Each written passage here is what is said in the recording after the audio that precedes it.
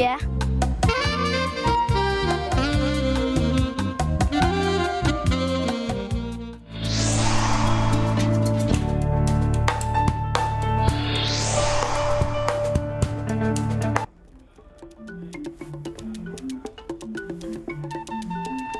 ጤና ይስጥልን አክብሮታዊ ሰላምታችን በእያላችሁበት ይድረሳችሁ። እንዴት አደራችሁ ተመልካቾቻችን? እኛ ሰላም አድረናል። ከኢትዮጵያ ቴሌቪዥን ዘውትር ከሰኞ እስከ አርብ ማለዳውን በመረጃ ወደ እናንተ የምናቀርብበት ጤና ይስጥልን ኢትዮጵያ ፕሮግራማችን ተጀምሯል። በድጋሚ ጤና ይስጥልኝ እንደምን አድራችኋል። የግንቦት 10 2012 ዓ.ም የሰኞ ጠዋት ጤና ይስጥልን ኢትዮጵያ ፕሮግራም ጀምሯል። እስከ 3 ሰዓት ድረስ እያስተናገድናችሁ የምንቆየው አንተነህ ደግፌና መቅደስ ጥላሁን ዳይሬክተራችን አሜኒዘርን ጨምሮ መላው ስቱዲዮ ባለሙያዎች ከኛ ጋር ቆይታ ያደርጋሉ። እንደተለመደው እንግዲህ የተለያዩ ጉዳዮችን እናነሳለን። የኮሮና ጉዳይ የማይቀር ነው። እንደዚሁም ደግሞ ዛሬ ከኮሮና ወጣ ብሎ አንድ ትልቅ ምርምር ተደርጓል በማሽላ ዙሪያ ላይ እዛ ላይ ያጠነጠነ አንድ ዘገባ አለን። በዚህ ጉዳይ ላይም እንግዳ ጋብዘናል ማለት ነው። የአየር ሁኔታ አለ፣ ትራፊክ አለ፣ ቢዝነስ አለ፣ ስፖርት አለ፣ የውጭ ዜናዎች አሉ።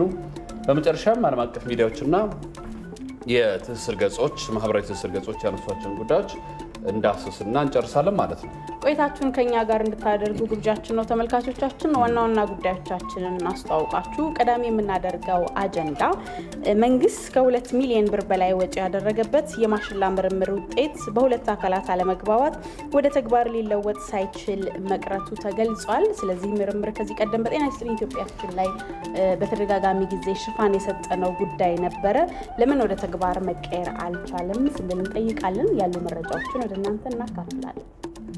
ሌላኛው ጉዳይ ደግሞ ያስካይ የተሰኘ ሀገር በቀል ኩባንያ ለኮሮና ቫይረስ ምላሽ በመስጠት በአንድ ወር ጊዜ ውስጥ የመተንፈሻ መሳሪያ ወይም ሜካኒካል ቬንቲሌተር መስራት ችሏል። በቆይታችን ይህን ጉዳይ እናነሳለን ማለት ነው። ከውጭ ምንጭ በዝርዝር ከምንመለከተው ርዕሰ ጉዳዮች መካከል አንዱ ሩዋንዳ በኮሮና ቫይረስ ምክንያት እንቅስቃሴ መገደቡን ተከትሎ የካንሰር ታማሚዎች በአካባቢያቸው በመሆን በሰው አልባ ድሮን መድኃኒት እንዲያገኙ እያደረገች ስለመሆኑ አስታውቃለች። በዝርዝር ከውጭ ምንጭ የምንመለከተው አንዱ ርዕሰ ጉዳያችን ነው። ቀዳሚ የምናደርገው የአንድ ሰዓቱን አጫጭር ዜናዎች ይሆናል። ሰናይ ሰይፉ ታሰማናለች። ሰናይ ጤና ይስጥልኝ። ጤና ይስጥልኝ። እንዴት አደራችሁ? ጤና ይመስገን። አመሰግናለሁ። እንደምን አደራችሁ ተመልካቾቻችን። የሰዓቱን አጫጭር ዜናዎች ወደ እናንተ እናደርሳለን። ፕሬዝዳንት ሳህለወርቅ ዘውዴ በአዲስ ከተማ ክፍለ ከተማ ልዩ ስሙ መሳለሚያ እህል በረንዳ አካባቢ በመገኘት አነስተኛ ገቢ ያላቸውን የእስልምና እምነት ተከታዮችን ጠይቀዋል። ከነርሱም መካከል የበርካታ ቤተሰብ ኃላፊነት ያለባቸውና ኑሯቸውን በብዙ ችግር የሚመሩ እማወራዎችን አነጋግረዋል። ፕሬዚዳንቷ የተለያዩ የምግብ አይነቶችን በስጦታ ያበረከቱ ሲሆን በችግር ጊዜ የመረዳዳትና የመደጋገፍን አስፈላጊነት አንስተዋል። እየተደረጉ ያሉ ድጋፎችም ለአንድ ወቅት ብቻ ሳይሆን ጠንካራ ባህል ሆኖ ሊቆይ እንደሚገባም አሳስበዋል። ወቅታዊውን የኮሮና-19 ወረርሽኝን ለመከላከል መንግስት የሚያወጣው መመሪያዎችን ማክበር እንደሚያስፈልግና የሕክምና ባለሙያዎችን ምክር በተጠናከረ ሁኔታ መተግበር እንደሚገባ መልእክታቸውን አስተላልፈዋል። በአዲስ ከተማ ክፍለ ከተማ ከሚገኙ ነዋሪዎች መካከል ከ1/3 በላይ ማለትም 98,000 የሚሆኑት በከፍተኛ ችግር ላይ ያሉና ድጋፍ የሚሹ ሆነው መለየታቸውን ከክፍለ ከተማው የተገኘው መረጃ ይጠቁማል።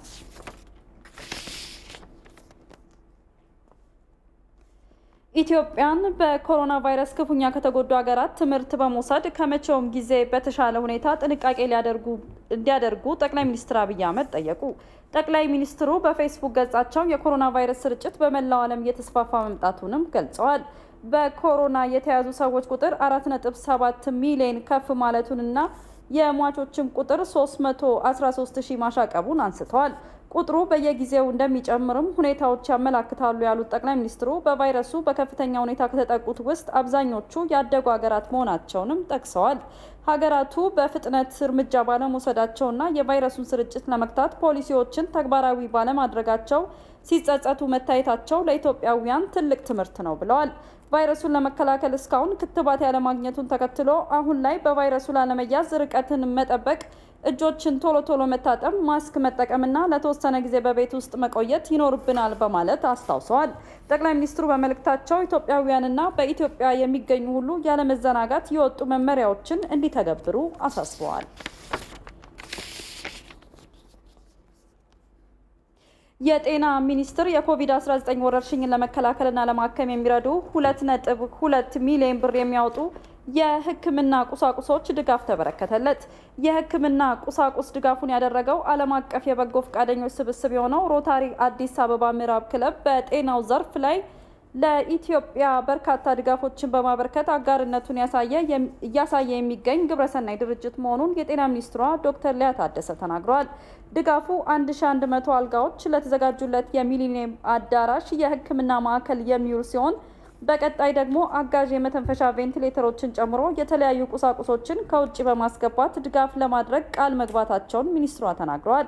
የኮሮና ቫይረስን ለመቆጣጠርና ለመከላከል በሚደረገው ጥረት ከተለያዩ አካላት በርካታ ድጋፎች እየተደረጉ መሆኑን የገለጹት ሚኒስትሯ በቀጣይም ሁሉም ድጋፉን በማጠናከር በዜጎች ላይ ሊደርስ የሚችለውን ኢኮኖሚያዊና ማህበራዊ ቀውስ ለመፍታት እንዲረባረብ ጥሪ አቅርበዋል። እንደ ሪፖርተራችን አለሚልፉ ዘገባ የጤና ሚኒስትሯ ዶክተር ሊያ ታደሰ በሚሊኒየም አዳራሽ የኮሮና ቫይረስ ለይቶ ማከሚያ ማዕከል እየተደረገ ያለውን ዝግጅትም ተመልክተዋል። ቱርክ የኮሮና ቫይረስ ስርጭትን እየተቆጣጠረች መሆኗን አስታወቀች። ቫይረሱ በሀገሪቱ ከ140 ሺህ በላይ ሰዎችን ያጠቃ ሲሆን 4000 ያህል የሚሆኑትን ገሏል። የቱርክ የጤና ሚኒስትር ፋይሬቲን ኮካ አሁን ተስፋ ሰጪ የሚሰጥ ነገር መኖሩን ነው የተናገሩት። በቱርክ በየቀኑ ለ50 ሺህ ያህል ሰዎች የኮቪድ-19 ምርመራ እየተካሄደ መሆኑንም የጤና ሚኒስትሩ ገልጸዋል። የፖለቲካ ተንታኙ ፋይራስ ሬድቫኖግሉ ለመጣው ለውጥ የተጣለው የእንቅስቃሴ ገደብ አስተዋጽኦ እንዳለው ተናግረዋል። የሃርቫርድ እና የማሳቹሴትስ የቴክኖሎጂ ኢንስቲትዩት ተመራማሪዎች የኮሮና ቫይረስን ሲያገኝ ብርሃን በማሳየት ምልክት የሚሰጥ የፊት ጭንብል ማስክ ለመስራት ጥረት እያደረጉ መሆናቸውን ተናገሩ። ሊሰራ የታሰበው የፊት ጭንብሉ የኮሮና ቫይረስ ያለበት ሰው ሲተነፍስ፣ ሲያስል ወይም ሲያስነጥስ የብርሃን ምልክትን የማሳየት አቅም ይኖራል ነው የተባለው። በማሳቹሴትስ የቴክኖሎጂ ኢንስቲትዩት ባዮ ኢንጂነር በሆኑት ጂም ኮሊንስ የተመራው የምርምር ቡድን ኮሮና ቫይረስን ለመከላከል ያግዛል የተባለውን ጭንብል ለመስራት ጥረት እየተደረገ ያለው ቀደም ሲል ኢቦላና ዚካ ቫይረሶችን ለመለየት የተሰሩ ቴክኖሎጂዎችን መሰረት በማድረግ እንደሆነ ተናግረዋል። የምርምር ቡድኑ ሙከራ የሚሳካ ከሆነ ቴክኖሎጂው የኮሮና ቫይረስን ለመመርመር ፈጣን አማራጭ ሊሆን ይችላል ተብሏል። ቴክኖሎጂው ገና በጅምር ላይ የሚገኝ ቢሆንም እስካሁን የታዩት ውጤቶች ግን ተስፋ ሰጪ ናቸው ተብሏል።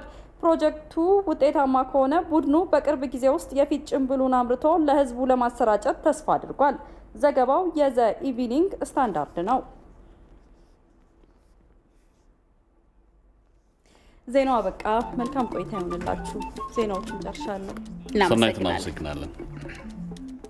ወደ ቀዳሚው ጉዳያችን ነው የምንሻገረው። ቀዳሚ የምናደርገው ርዕሰ ጉዳይ ይህንን ርዕሰ ጉዳይ እዚህ ጤና ይስጥልኝ ኢትዮጵያ ላይ በተለይ ቴክኖሎጂ ወደዚህ መምጣቱን መነሻ አድርገን የፈጠራ ባለሙያዎቹንም ከግብርና ሚኒስቴርም በተደጋጋሚ ጊዜ ይህን ርዕሰ ጉዳይ ሸፍነነዋል። መንግስት ከ2 ሚሊዮን ብር በላይ ወጪ ያደረገበት የማሽላ ምርምር ውጤት በሁለት አካላት አለመግባባት ወደ ተግባር ሊለወጥ ሳይችል መቅረቱ ተገልጿል። በተለይ ከ2 ዓመት በፊት የተገኘው የማሽላ ምርምር ውጤት ተመራማሪዎቹንና የግብርና ምርምር ኢንስቲትዩቱን እያወዛገበ ይገኛል። የሀገር ውስጥም ሆነ የውጭ መገናኛ ብዙሃንን ቀልብ የገዛውና ከ35 ዓመታት የላቀ ምርምር ትግልን የጠየቀው የማሽላ የምርምር ውጤት እስካሁን ተግባራዊ አለመደረጉ አነጋጋሪ ሆኗል።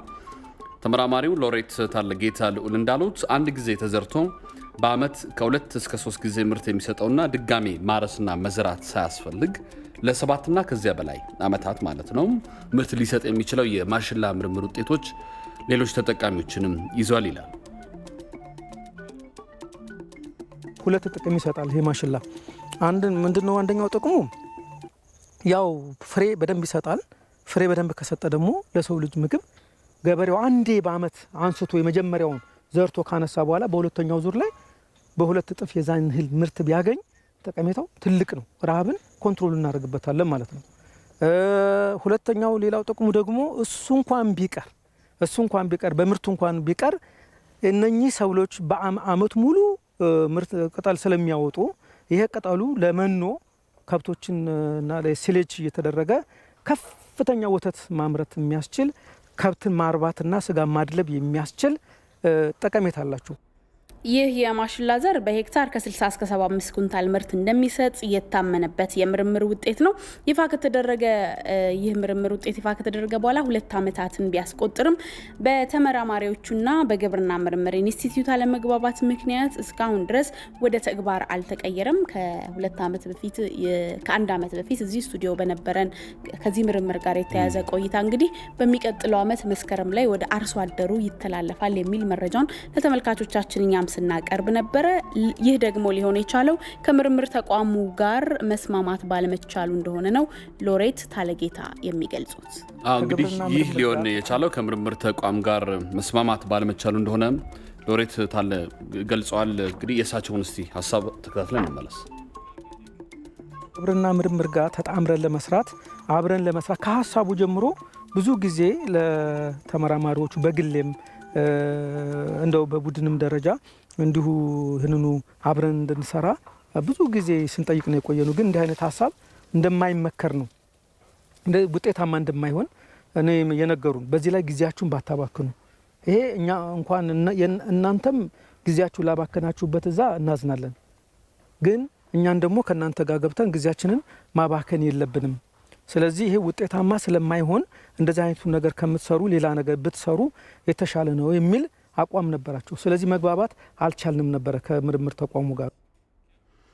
ከተመራማሪዎቹ ጋር ተደጋጋሚ ውይይት አድርጌያለሁ የሚሉት በግብርና ምርምር ኢንስቲትዩት የብሔራዊ ማሽላ ምርምር ፕሮግራም አስተባባሪ ዶክተር ታዬ ታደሰ ስራውን በሙከራ ለማረጋገጥ 2 አማራጮችን አቅርቦ ፈቃደኝነትን እንዳጣ ገልጸዋል። ተመራማሪው ሎሬት ታለጌታም አብሮ ለመስራት ያለው ህግ እንቅፋት መሆኑን ነው የተናገሩት። እንግዲህ በሀገራችን በተለያዩ የአየር ንብረት ባላቸው አካባቢዎች ቢዘራ ምርት ሊሰጥ የሚችል የምርምር ውጤት ነው።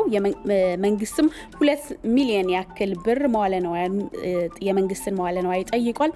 ሌላው ረዳት ተመራማሪ አቶ አብርሃም ቱራ ምርቱን ለመጠቀም የባዕድ ሀገራት ጥያቄ በተደጋጋሚ እየተሰማ ነውና የመንግስት ቁርጠኛ ውሳኔ ግድ የሚልበት ጊዜ ላይ ተቀርቧል። ስለዚህ ሀገራችን እንደ ሀገር ልትጠቀምበት ይገባል፣ ሌሎች ሀገራት እንጠቀመው የሚል ጥያቄ እያቀረቡልን ነው። እኛ ግን በሀገራችን እንድትጠቀም ሀገራችን ላይ ተስማምተን መስራት እንድንችል ፍላጎት አለን የሚል ሀሳብ አንስተዋል። በእኛው ሀገር ልጆች በእኛው ተመራማሪዎች ይሰራ ስለሆነ ቅድሚያ ኢትዮጵያ ልትጠቀም ይገባል የሚል አቋም አላቸው። ዶክተር ታዬ በበኩላቸው እንደ ተቋም ቴክኖሎጂው ይዞ ለሚመጣ አካል ድጋፍ እንደሚደረግ ነው የገለጹት።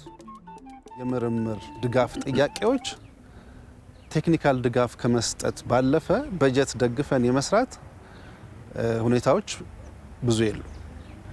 ስለዚህ አንደኛው አማራጭ የቴክኖሎጂ ግኝት ባለቤቱ ቴክኖሎጂው ተረጋግጦ ወደ አርሶ አደሩ በአገሪቷ ውስጥ ባለው በኤክስቴንሽን ስርዓት እንዲሰራጭ ብሎ ከተስማማ ባለው የምርምር ሂደት ውስጥ ፋይናንስ ተደርጎ ዝርያው ተመዝግቦ ወደ ተጠቃሚ ሊሄድበት የሚችልበት እድል እንዳለ ይሄን ነግረናቸዋል። ሁለተኛው አማራጭ ደግሞ ባለቤት ነን የባለቤትነት ጥቅም እንፈልጋለን ካሉ ደሞና እንደ ድርጅትም የተመዘገበ ስለሆነ የምርምር ስራውን ፋይናንስ አድርገው ለሚያስፈልገው በተለይ ፊልድ ላይ ለሚሰሩ ስራዎች ወጪውን ሌላው ቴክኒካል ድጋፍ ወጪ አንጠይቅም። ፊልድ ላይ ለሚሰሩ ስራዎች ወጪ ሸፍነው ያንን ማረጋገጫ ከሰራን በኋላ በሚመለከተው አካል ጸድቆ ወደ ተጠቃሚ የሚሄድበት እድል እንዳለ ይሄንን ለባለቤቶቹ ገልጸንላቸዋል። አሁን ችግሩ ምንድነው? ህጉ ነው ለመርዳት የሚያስችል አይደለም። ለነሱም አሁን አንዱ ተጽዕኖ ያደረገባቸው ያንን ህጉን ጠብቀው መሄድ ስላለባቸው ህጉ አንድ የውጭ ተመራማሪ ሆኖ ከመጣ አሁን ለምሳሌ እኛ የተቸገርንበት አሁን 250 ሺህ ብር ፐር ለእያንዳንዱ ዝርያ ቴስት ቢደረግ ልንከፍል ነው ማለት ነው። 250 ሺህ ብር ደግሞ ለኛ በጣም ከባድ ገንዘብ ነው። ይሄ እንግዲህ በአራቱን እንኳን 5 እና 4 ዝርያዎችን ብና ከ1 ሚሊዮን በአመት ከ1 ሚሊዮን 200 ምናምን ሺህ ብር በላይ ልንጠየቅ ነው ማለት ነው። ያን መክፈል አንችልም። እንግዲህ ከተመራማሪዎቹ አቅጣጫ ያለውን ሀሳብ ተመልክተናል። እዚሁ ርዕሰ ጉዳይ ላይ ነው የምንቆየው። ተጨማሪ ሀሳብ እንዲሰጡን እንግዳ ጋብዘናል። እንግዳችን ዶክተር ማንደፍሮ ንጉሴ ናቸው። በኢትዮጵያ ግብርና ምርምር ኢንስቲትዩት ዋና ዳይሬክተር ናቸው። ዶክተር ስለመጡልን እናመሰግናለን። እኔም አመሰግናለሁ። መልካም ዶክተር በድጋሚ በጣም እናመሰግናለን እዚህ ድረስ ስለተገኙልን።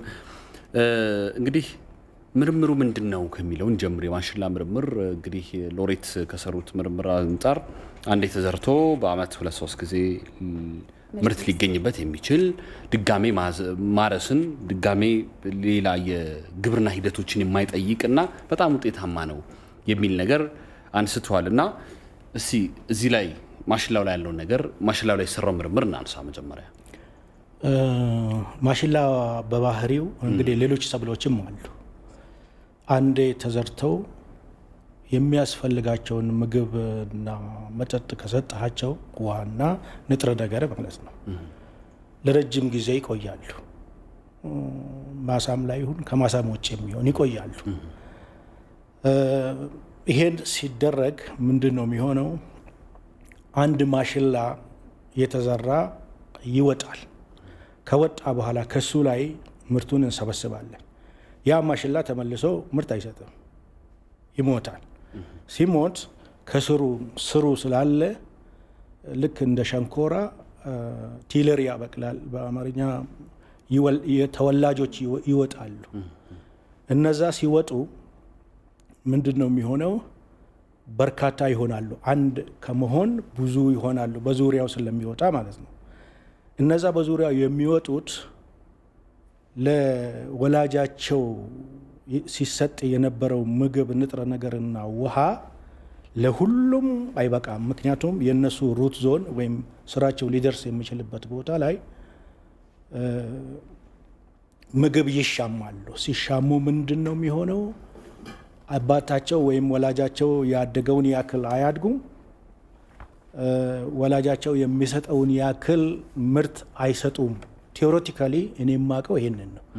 እስካሁን በሎሬት አገላለጽ የመጀመሪያውን ደብል ይሰጣል በሚቀጥለው አመት ያሉትን እስካሁን እንደዛ አይነት በትምህርት ቤትም በሊትሬቸርም አላየሁም።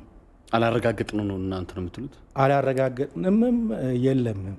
እንግዲህ ያው የኢትዮጵያ ግብርና ምርምር ኢንስቲትዩት በግብርናው ዘርፍ የሚደረጉ ምርምሮችን በግለሰብ ደረጃ የሚደረጉ በተቋም ደረጃ ይደረጉ በዋናነት የሚያስተባብረው ድጋፍ የሚያስፈልጋቸው ግለሰቦችም ተቋማትም ካሉ የሚደግፈው ወደ ተግባር እንዲለወጡ የሚያደርግ ተቋም ነውና ምናልባት ይህንን ምርምር ወደ እናንተ ሲመጣ በምን ደረጃ ተመለከታችሁት? የፍተሻ ሂደቶችን አላለፋችሁም ወይ? የኛም መገናኛ ብዙሃን ጨምሮ በርካታ መገናኛ ብዙሃን በተለይ ከማሽላ ምርት ጋር ተያይዞ ድካምን ማቅለል የሚችል ብዙ ምርት የሚችል ስለመሆኑ ሲነሳ ነበርና ይህንን የኢትዮጵያ ግብርና ምርምር ኢንስቲትዩት አላረጋገጠም ነበር? ምርምሩ በእኛ ማዕቀፍ ውስጥ የሚያልፍ አይደለም። በግላቸው የሚመራመሩ ናቸው። እሳቸው ብቻ ሳይሆኑ ሌሎች ተመራማሪዎችም በግላቸው ይሄ ድርጅት ብቻ ሳይሆን ሌላም በግላቸው ተመራምረው የመጨረሻ ውጤታቸውን እኛ ጋር ይዘው ይመጣሉ። እኛ ጋር ይዘው ሲመጡ ምንድን ነው የሚደረገው? በመጨረሻ የኢትዮጵያ ግብርና ምርምር ኢንስቲትዩት ተመራማሪዎች የለቀቁት ዝርያና እነሱ አለን የሚሉት ዝርያ ጎን ለጎን ይዘራል። ከተዘራ በኋላ ይወዳደራል። ከተወዳደረ በኋላ የሚገመግሙ አካላት አሉ። እኛ አይደለንም ያንን የምንገመግመው። እኛ ምንድን ነው የምናደርገው? መረጃ ነው የምናቀብለው። ያ ከተገመገመ በኋላ ካለው ዝርያ የሚበልጥ ከሆነ በተለያየ መንገድ እንዲለቀቅ ሬጂስተር ይደረጋል። ይሄን የሚያደርገው ሰርቲፋይ አናረግም የኢትዮጵያ ግብርና ምርምር ኢንስቲትዩት በወቅቱ ካለው ጋር የማወዳደር የትኛው ይበልጣል የሚለውን የማየት ነው። እዚህ ደረጃ ላይ አልደረሰም። እዛ ደረጃ ላይ አልደረሰም። ምናልባት ብዙ የመገናኛ ብዙሃን ሰዎች ሂደቱን ስላልተረዱ በምን አይነት ይተረጉሙታል? በኢትዮጵያ ግብርና ምርምር ኢንስቲትዩት እና በሎሬት መካከል የተፈጠረ ግጭት አድርገው ወይም በእነሱ መካከል የተፈጠረ ሚስ አንደርስታንዲንግ ተደርጎ ነው የሚወሰደው። አይደለም። በዝርያ ለቀቃ ሂደት ውስጥ የኢትዮጵያ ግብርና ምርምር ኢንስቲትዩት ሚና መረጃ ሰብስቦ አወዳድሮ መረጃ መስጠት ብቻ ነው። ይሄን ለማድረግ ደግሞ ምን ያስፈልገናል? አንደኛ ዝርያው ያስፈልጋል። ሁለተኛ ይሄ ስራ የሚሰራበት ምክንያቱም አላቀድነውም፣ በጀት አልያዝንለትም፣ የሚሰራበት በጀት ይፈልጋል። ይሄንን ከሎሬት ጋር እኔ ቢሮ መጥተው አነጋግሬያቸዋለሁ። ዶክተር ታየንም ዶክተር ድሪባንም ምክትሉ ማለት ነው እነሱ ሁለቱንም ይዤ አነጋግሬያቸዋለሁ እና አቅጣጫ ሰጠዋቸው። አንደኛ እርሶ አለኝ የሚሉትን ዝርያ አምጡና በመጀመሪያ ደረጃ ትልቁ ልዩነት ምንድን ነው? እንደዚህ አይነት የዝርያ አለቃቀቅ ማዕቀፍ የለንም። አገር ውስጥ ከአርሶ አደር ዝርያ ወስዶ ስራ ሰርቻለሁ ብሎ ለሚያመጣ ሰው የዝርያ አለቃቀቅ ማዕቀፉም የለም። ነገር ግን እሳቸውን ለማበረታታት ምንድን ነው መደረግ አለበት የሚለውን እኔ አሁን እሳቸው ያሳዩት ማሽላ ጋም ነበርኩኝ፣ እሱንም አይቻለሁ። ጥሩ የሚሆነው በእኛ በኩል ከገበሬ ወደ ገበሬ ለሚሄድ የማሽላ ዝርያ ኢትዮጵያ ግብርና ምርምር አያስፈልግም። ምንድን ነው የሚያስፈልገው? የኔነት አስመዝግበውበታል፣ ሎያሊቲ አግኝተውበታል። ያንን ሎያሊቲ ካገኙበት ወደ ምርት መቀየር እንጂ ልክ እንደ ማሽን ወሰደው ይህንን የሚፈጥር ሰው ሰርቲፋይ የተደረገና የኔ ፕሮፐርቲ ነው ብሎ ካስመዘገበ በኋላ አምርቶ መሸጥ እንጂ ሌላ ሰርቲፊኬት አያስፈልግም። በራስ ፈጠራና በራስ ምርምር ብቻ የሚመጣውን ለማለት ነው። በራስ የሚመጣው እኛ የምንመለከተው በዝርያው ላይ አሻሽያለሁ የምትለው ነገር ካለ ሁለት መንገድ እናያለን። አንደኛ ምንድን ነው የምታሻሽለው? ሁለት ነገሮች ናቸው የሚሻሽሉት። የዘረመል ለውጥ ካደረግ ሰብሉ ላይ ወይም ደግሞ አዳቅለህ ካገኘህ እነዛ ፔዲግሪዎች ያስፈልጋሉ። እነዛ ሂስትሪ ይፈልጋል። ያ ሂስትሪና በዝርያ ግምገማ ወቅት የሚገኘው መረጃ ያ ተወስዶ ለዝርያ አጽዳቂ ኮሚቴ እንሰጣለን። የኛ ሮል እዛ ላይ ያልቃል። ሰርቲፋይንግ ኤጀንሲም አይደለንም። እንደዚህ አይነት ስራም በእኛ ማዕቀፍ ውስጥ መሄድም አይጠበቅበትም። ምናልባት ሎሬት ታለጌታ ያሉት የህግ ማዕቀፍ ግብርና ምርምር ኢንስቲትዩት ውስጥ ያለው የህግ ማዕቀፍ ነው እንቅፋት የሆነብኝ የሚል ነገር አንስቷል። ምናልባት ይህ አሰራር የሆነ እንቅፋት የሆነባቸው እኛ የህግ ማዕቀፍ የለንማ። ይሄንን ህጉን አላሰራ ያለኝ የሚል ነገር ተነሳ። ህጉን የሚያወጣው የኢትዮጵያ ግብርና ምርምር ኢንስቲትዩት አይደለም፣ መረጃ ነው የምንሰጠው እኛ። በዚህ መንገድ ሰርታችሁ አቅርቡ ስንባል የተሰጠንን ዝርያ ማመልከቻ ያቀረበውን ሰው ዝርያና እኛ ያሉንን የመጨረሻ ጥሩ ናቸው የምንላቸውን አወዳድረን እንሰጣቸዋለን። ያንን ያያሉ፣ ከኛ የወሰዱትን መረጃ በመስክም ሄደው ያያሉ። ከዛ በኋላ ያጸድቃሉ ወይም ይጥላሉ ወይም ያሻሽላሉ። ግን ለማረጋገጥ አሁን ባላረጋገጠሁም መጨረሻ ላይ መቅዲም ስታነበው የነበረ ምርምሩ የምርምር ተቋሙ ይላል። የምርምር ተቋሙ ግን ባላረጋገጥኩበት ነገር ላይ ሀሳብ መስጠት አልችልም፣ ውሳኔው የባለመብቱ ነው ይላል። ለማረጋገጥ የሎሬት የማሽላ ምርምር ልክ ነው፣ ውጤታማ ነው፣ በአመት 3-4 ሳይታረስ ሌላ ሂደት ሳያስፈልገው ምርት ይሰጣል የሚለውን ለማረጋገጥ ጊዜ ይወስዳል። ምንድን ነው የሚወስደው ጊዜ? እሳቸው ባሉት መሰረት 1 ዓመት ጊዜ ይወስዳል። ለምን ተዘርቶ አንዴ አምርተን አንዴ ለማምረት እንግዲህ ሜይ ቢ 4 ወር 5 ወር ይፈጃል። ሁለተኛ እንዲመረት ስናደርግ ደግሞ ተጨማሪ እንደዛ 3ም 4ም ይመረትበታል ነው። የኔ እውቀት ሊገድበኝ ይችላል። እኔ የማውቀው ማሽላ የሚያድግበት የኢትዮጵያ አካባቢ የሚሆን ሌላ አካባቢ አመቱን ሙሉ ዝናብ የሚያገኝ የለም። የእሳቸው የሚሞከረውም የሚሰራውም አመቱን ሙሉ ውሃ ይጠጣል። ስለዚህ አሁን ምን ያደርገናል? እኛን ይሄንን ዝርያ ወስደን ስንሞክር ኮስት ያደርገናል። በክረምት ቢሆን በራሳችን በጀት አብቃቅተን እንሰራለን። ከክረምት ውጭ ላለው ለጥበቃም ይሁን ለወፍ ጥበቃም ይሁን ከሱ ውጭ አረንጓዴ ነገር ስለማይኖር አርሶ አደር ማሳ ላይ ነው የሚዘራው፣ እኛ ግቢ ውስጥ አይደለም። እነዛ ኮስት ያደርጉናል። ስለዚህ ይሄን ኮስት ደግሞ የዝርያ አጽዳቂ ኮሚቴ የሚፈልገው ሚኒመም ቁጥር አለ። 6 ነው የሚፈልገው። 6 አርሶ አደር ማሳዎች ላይ ሲዘራ እንደገና ደግሞ በስቴሽን ውስጥ ይዘራል። የምርምር ማዕከላት ውስጥ ይዘራል።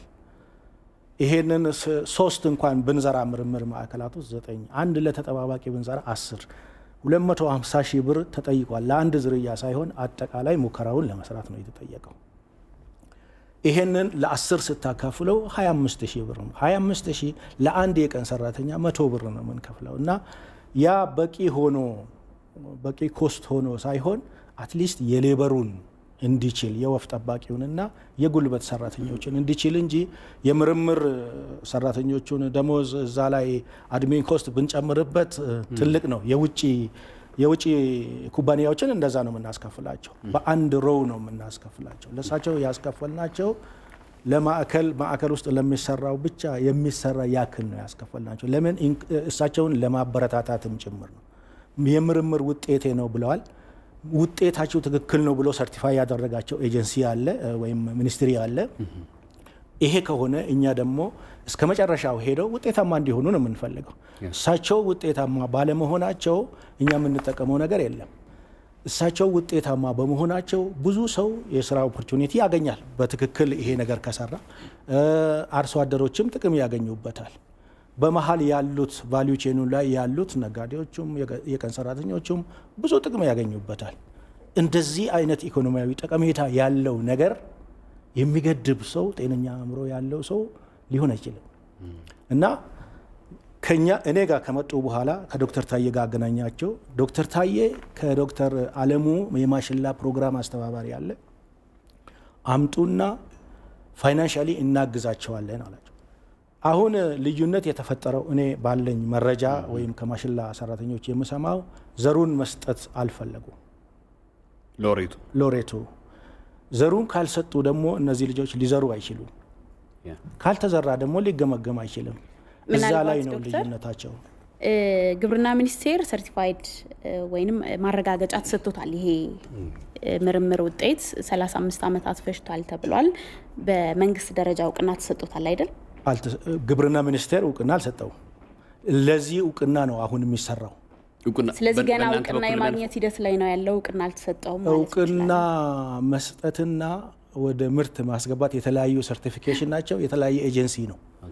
የድሮው ሳይንስና ቴክኖሎጂ የአሁን ኢኖቬሽንና ቴክኖሎጂ እነሱ ናቸው። እንደዚህ አይነት ኢኖቬሽንና አዳዲስ ቴክኖሎጂ የሚመዘግቡትና ሰርቲፋይ አድርገው የባለቤትነት ሰርቲፊኬት ይሰጣሉ። ይሄ ፈጠራ ያንተ ነው፣ ፈጠራው ትክክል ነው ብሎ የባለቤትነት ፈጠራ ሰርቲፊኬት ይሰጣሉ። የንግዱ ዓለም ያንን የፈጠራ ሰርቲፊኬት ይዞ ወደ ንግድ መግባት ነው። 2 ሚሊዮን ብሩ ታዲያ ማን ነው? በሳይንስና ቴክኖሎጂ እኮ መንግስት የሚለው የነሱ ኢኖቬሽን 2.8 ሚሊዮን አገኘው ብለዋል። ያንን የሰጣቸው የሳይንስና ቴክኖሎጂ የድሮ የአሁኑ ኢኖቬሽን ሚኒስትር። ስለዚህ አሁን ይህንን የምርምር ውጤት ወደ ተግባር አድርጎ ሞክሮ ወደ አርሶ አደሩ እንዲሄድ በማድረግ ሂደት ውስጥ መሀል ላይ እንደ ችግር ሆኖ የተፈጠረው ነገር የበጀት ችግር ነው ብለን ነጥለን ማንሳት እንችላለን። ለምሳሌ ወደ ተግባር እንዲገባ እኛ መፈተሽ አለብን፣ ማረጋገጥ አለብን። ይህንን ለማድረግ ደግሞ እነዚህን ሂደቶች ለማለፍ ወደ 250 ሺህ ብር በጣም በትንሹ ጠይቀናቸዋል ብላችኋል። ስለዚህ በጀት ነው ያላስማማን ወይንም ወደ ተግባር ለመለወጥ ብቸኛው ማነቆ የሆነብን በጀት ነው ብለን ማንሳት እንችላለን። ይሄንን ስራ ወደ ተግባር ለማስገባት 3 ነገሮችን ማየት እንችላለን። አንደኛ ነገር ከአርሶ አደሩ የመጣ ዝርያ ነው። መልሶ ወደ አርሶ አደሩ ለመሄድ ሰርቲፊኬሽን አያስፈልገውም። አንዱ እሱ ነው። ሁለተኛው ነገር በእኛ በኩል እንዲሄድ ከተፈለገ ደግሞ ሚኒመም እኛ በጀት ያልያዝንለትን ወጪዎች መሸፈን አለባቸው። ለማትረፍ አይደለም። እኛ ወጪውን የሚሰራውን ስራ ወጪ መሸፈን አለባቸው። ሁለተኛ እሱ ነው። በሶስተኛ ደረጃ እሳቸው ዘሩን ለመስጠት ፈቃደኛ ባለመሆናቸው 3ቱ ነገሮች ናቸው። አንደኛ አያስፈልግም፣ ሁለተኛ ካስፈለገ ገንዘብ በጀት መኖር አለበት፣ በሶስተኛ ደረጃ ዝርያው ከሌለ ሊዘራና ሊሞከር አይችልም።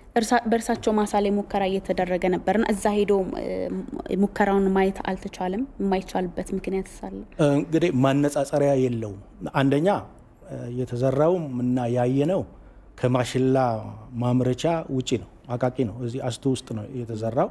ያ አካባቢ ጤፍና ስንዴ እንጂ ማሽላ አብቃይ አይደለም። ለዛ አካባቢ ነው ከተባለ ማሽላው ለዛ አካባቢ ነው ካሉ ማሽላውን እሳቸው የዘሩትን ከኛ ዝርያ ጋር መዘራት አለበት። አይ እናንተን አላምናቸውም ካሉ አብረው ሄደው መዝራት ይችላሉ። እስከሚበቅል እዛ መሆን ይችላሉ። ሌላ ኢንትረስት የለንም። እኛ እኮ በሺዎች የሚቆጠር ጀርም ፕላዝም አለን። የእሳቸውን ጀርም ፕላዝም በመውሰድ ሎያሊቲ ለኛ ግን ምናልባት ዶክተር ማንደፍሮ እሳቸው አሁን ሎሬት ዝርያው መስጠት አልፈለጉም ነው ያሉኝ እርሶ። እሺ እሳቸው አልፈለጉም።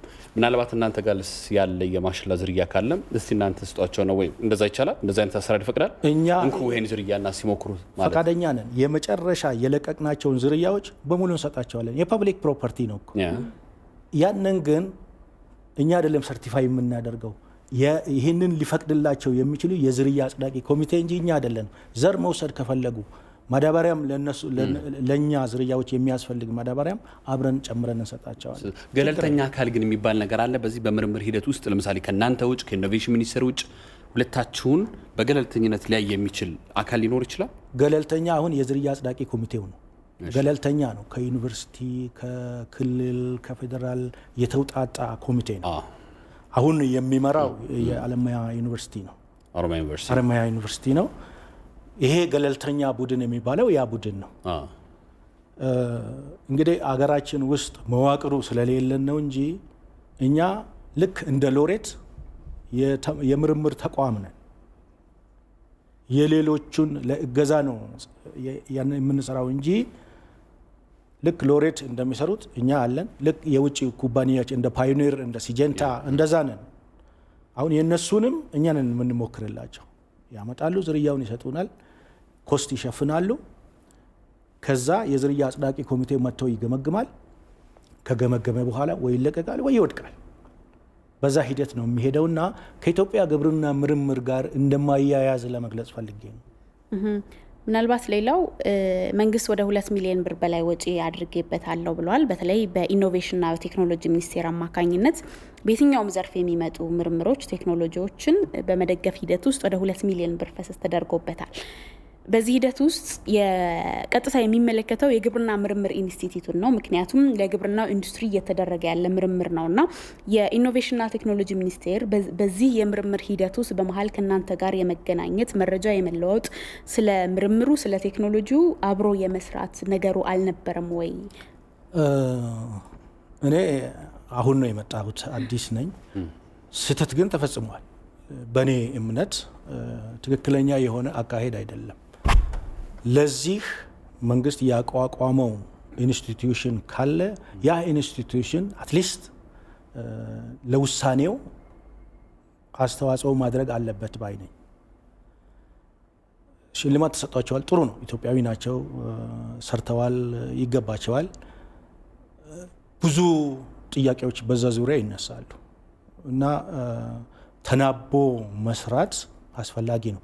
ከኛ ኢንስቲትዩት ጋር ሳይሆን ግብርና ሚኒስቴርና የኢኖቬሽን ሚኒስቴር ተናቦ ባለመስራታቸው ነው ይሄ ክፍተት የተፈጠረው እንጂ አብረው ቢመጡ ኖሮ እኮ ይሄኔ ወደ ጥቅም ይውል ነበረ። ያ ክፍተት ይታያል። ስለዚህ የኢኖቬሽንና ቴክኖሎጂ ሚኒስቴር እንደ ቴክኖሎጂ ብቻውን የመደገፍና የመስራት ስራ ነበር የሰራው። የሚመለከተውን ቀጥተኛ አካል አላገኘንም፣ አላወራንም፣ አብረንም ስለ ምርምሩ ሂደት አልተሳተፍንም ነው እንደ ግብርና ሚኒስቴር በግብርና ሚኒስቴር ስር እንዳለ ኢትዮጵያ ግብርና ምርምር ኢንስቲትዩት የግብርና ምርምር ኢንስቲትዩት በዚህ የፈጠራ ስራ ውስጥ መጨረሻ ላይ ነው የመጣው። ሂደት ውስጥ አልነበረ። አዎ ሂደት ውስጥ ሊኖር አይገባም። ሰርቲፋይ ሲደረግ ግን ይሄንን እውቅና ሰጥተሽ ባለቤትነት ንብረት ልትሰጪው ነው። አክሬዲትድ ሲደረግ ያ ሲደረግ ከኢትዮጵያ ግብርና ምርምር ኢንስቲትዩት መረጃ ማግኘት ወይም ምክረ ሀሳብ ማግኘት ነበረባቸው። ኦኬ አነስተኛ ነው የኢትዮጵያ ግብርና ምርምር ኢንስቲትዩት ነው። በሚኒስቴሪያል ደረጃ ከተባለ ደግሞ ከግብርና ሚኒስቴር መረጃ ወይም ምክረ ሀሳብ ማግኘት ነበረባቸው። እንደዛ የሚል ሀሳብ ነው ያለኝ እኔ። ያ ተናቦ አለመስራት እሳቸውም ለፍተው አገኝበታለሁ ብለው ነው የሰሩት። ብዙ አመትም ለፍቼበታለሁ ነው ያሉት።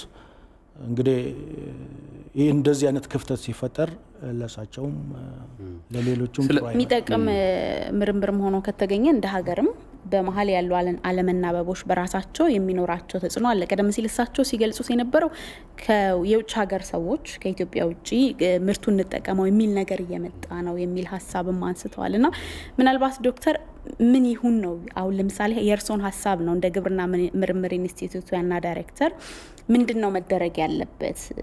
ይህ ምርምር በእርግጥም ጠቃሚና ለማህበረሰቡ ለአርሶ አደሩ ማህበረሰብ ጥቅም የሚኖረው ከሆነ በምን መልኩ ነው ከአሁን በኋላ ሂደቶቹን ሊያልፍ የሚገባው? እንግዲህ ወደ ውጭ መላኩ አንድ አይነት ፕሮቶኮል ነው ያለን። እኛ አካባቢ ያሉ አፍሪካ ውስጥ የሌላውን አገር አላቅም፣ ዩጋንዳ፣ ኬንያ፣ ታንዛኒያ እነዚህ የምስራቅና የደቡብ አፍሪካ አገሮች አንድ አይነት ማዕቀፍ ነው ያለ፣ አንድ አይነት ተመሳሳይ ማዕቀፍ ነው ያለ። እዛም ቢወሰድ አሁን በሚለው ፕሮሰስ ውስጥ ሳያልፍ ወደ ጥቅም አይውልም። የምርምር ተቋሙ ይፈትሻል። ትክክል ነው፣ ይሄ ዝርያ አሁን ከምንጠቀምበት ዝርያ ይበልጣል፣ ስለዚህ ይመዝገብ፣ ሪኮሜንዴሽን ይሰጣል። የዝርያ አጽዳቂ ኮሚቴው ያያል፣ ያጸድቃል፣ ከዛ ወደ ምርት ይገባል። ይሄ ነው። እዛም ቢሄድ እዚህም ቢሆን ተመሳሳይ ነው። ለእኔ ጥሩ የሚሆነው ለሎሬትም ለተጠቃሚውም ከአርሶ አደር የተገኘ ዝርያ መልሶ ወደ አርሶ አደር ለመውሰድ የዝርያ አለቃቀቅ ማዕቀፍ የለን።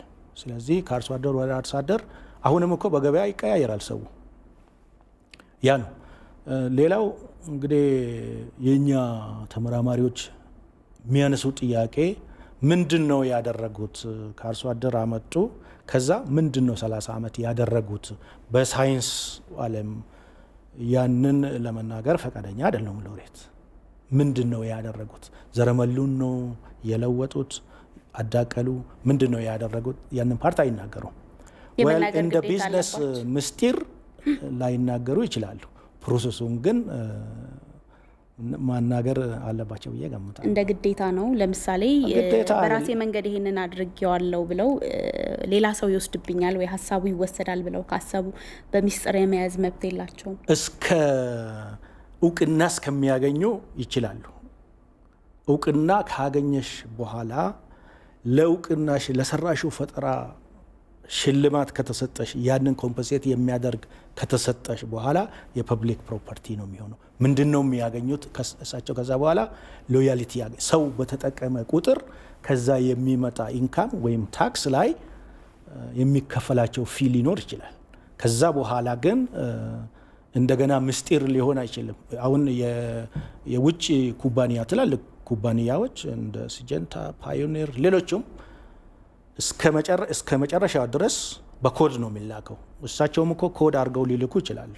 ምንም ስሙን ሳይጠቅሱ ዝርያዎቹን ABCD ወይም ደግሞ ሀለሃመ ብለው 4 ዝርያ ነው አለኝ ያሉት።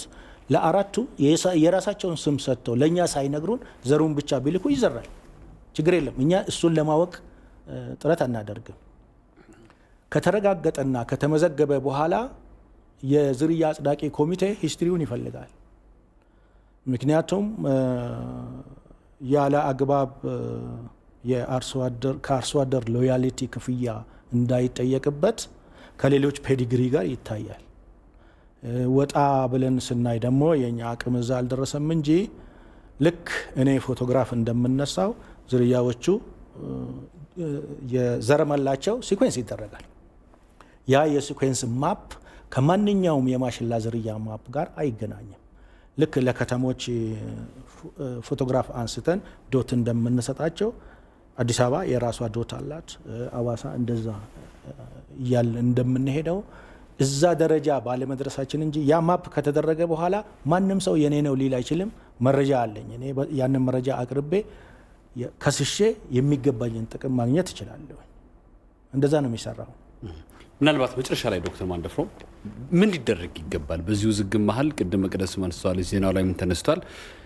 እንግዲህ የሆነ ነገር ቢያረጋግጡ ነው የተለያዩ ሀገራት እሺ እኛ እንጠቀምበት እያሉ ጥያቄ ያቀረቡት ያሉት። እኛ ገና በምግብ ሰብል ራሳችን ያልቻለን ሰዎች ነንና ያው ተደጋጋሚ መንግስትም እየጮኸ ነው። ስለዚህ ምን ይደረግ? እንደ ተቋም እንደርሶም እንደ ተቋም መሪ ለሎሬት ምን ማለት ይፈልጋሉ? ወይ ድጋሜኑ እናውራ፣ አነጋገር የሚሉት ነገር ካለ ለሎሬት የምላቸው ዝርያውን ለማሽላ ተመራማሪዎች የፈለጋቸውን ስም ይስጡ፣ ምስጢራዊ ስም ይስጧቸው። ምን እንደሆነ እኮ እኛ አናቅም። ያ ኤ ምን ማለት እንደሆነ ውስጡን አናቅም። ካላወቅን ምንም አናደርገው። ኤቲካልም አይደለም። የእሳቸውን ዝርያ ወስደን የፐብሊክ ፕሮፐርቲ ነው የኛ ነው ለማለት የምርምር ኤቲክስም አይፈቅድልንም። ኢቭን እንኳን የውጭ ሰው ይቅርና ተመራማሪ ለተመራማሪ ራሱ እንደዚህ አይነት የማሽላ ዝርያ ማስመዝገብ ውስጥ አይገባም። አንድ እሱ ነው። እንግዲህ ካመጡ እኛ እንዘራዋለን። የምንዘራው ማሽላ የሚያድግበት አካባቢ ነው። አመቱ ሙሉ ወጪ ያለው። ምክንያቱም እሳቸው አሁን ኢኖቬሽን ነው የሚሉት አንዴ ተዘርቶ ብዙ አመት ሊመረትበት ይችላል። እሱ ካልሆነ እንደ ሌላው ማሽላ ሊሆን ነው። ያ ለማድረግ ደግሞ አመቱ ሙሉ ውሃ መጠጣት አለበት። ህያው ነው። ልክ እንደ ሰው ምግብና መጠጥ ይፈልጋል። ከሌለ ይሞታል። እንዳይሆን አመቱ ሙሉ ውሃ ይጠጣል። በዛ መስመር እንድናስኬድላቸው የጠየቅናቸውን የኮስት ሪከቨሪ ቢሸፍኑ ከ2.8 ሚሊዮን ውስጥ 10% እንኳን አትሞላም። እቺ እኛ የጠየቅናት 250 ሺህ ለዛ ሁሉ ቦታ ማለት ነው። እኛ የሌበር ኮስት ስለሆነ ያንን ተረድተው ከማሽላ ተመራማሪዎች ጋር ሄደው እንዲሰሩ፣ አይ ዘሩንም አልሰጥም ካሉ እንፈቅድላቸዋለን። ማሽላው የሚዘራበት ቦታ ላይ በምንዘራ ቀን መተው እንዲዘሩ፣ አስፈላጊ ከሆነ የራሳቸውን ጥበቃ እንዲያካሂዱ፣ ማሽላው እንዳይወጣ ከሆነ የተፈለገ እና ያ ሁሉ ማድረግ ይቻላል። እና ይሄንንም መከራቸው ይሄ እንዳይሆን፣ ይሄ ደግሞ በዚህ ፈቃደኛ አይደለውም ካሉ ከግብርና ሚኒስቴር ጋር ተነጋግረው የኢኖቬሽን ሚኒስቴር እውቅና የሰጣቸው እና ሰርቲፋይ ስላደረጋቸው ዘሩን አባስተው ለግብርና ሚኒስቴር መሸጥ ነው። ይሄ ሁለቱ አማራጭ ነው ያለው። መልካም። የኢትዮጵያ ግብርና ምርምር ኢንስቲትዩት ዋና ዳይሬክተር ዶክተር ማንደፍሮ ንጉሴ ለጉዳያችን ስቱዲዮ ድረስ ስለመጡልን እናመሰግናለን። ያው ከብዙ ተቋማት ምላሽ ፊት ለፊት አብሮ ቁጭ አድርጎ መነጋገርን የሚጠይቅ ጉዳይ ነው። እርስዎም ብቻውን እዚህ ስላመጣኖት ነው ለዛሬ ስለመጡልን ስለሰጡን ሀሳብ እናመሰግናለን። መልካም ቀን ተመኝተናል። እኔም አመሰግናለሁ ዶክተር፣ በጣም እናመሰግናለን። ፈጣሪ አመሰግናለሁ።